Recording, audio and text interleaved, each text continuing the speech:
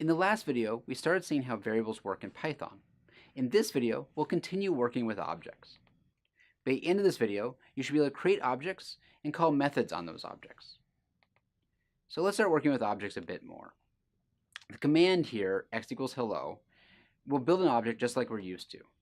In this case, the object is a string, and strings in Python, similar to languages like Java, are immutable, which means they can't be changed. Also, similar to other languages, there are built-in methods that you can call on strings. You can always look at the reference for a full list, but here are a couple of examples. The first of these methods returns a string with a capitalized first character, but not the rest capitalized.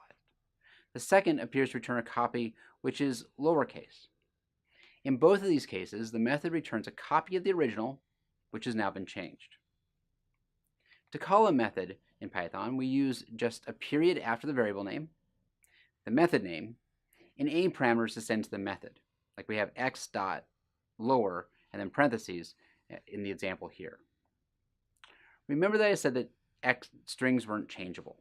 So let's look at the value in variable x after we've run this code. Turns out it still holds the original value. If we want to change x so it had all lowercase letters, we'd have to do this. First, we have to declare x like we did before. Now we're going to say x equals x dot lower. To understand this, we'll work this through just a little bit more step by step.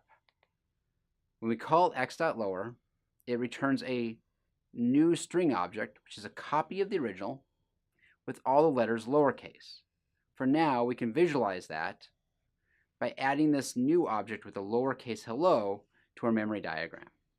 Next, let's focus on the assignment of x. By saying x equals x dot lower, we set x to point to the object created by the method lower, like this. So after hooking up x to point to the new object with lowercase hello, x should now have the value of a lowercase hello. And it does.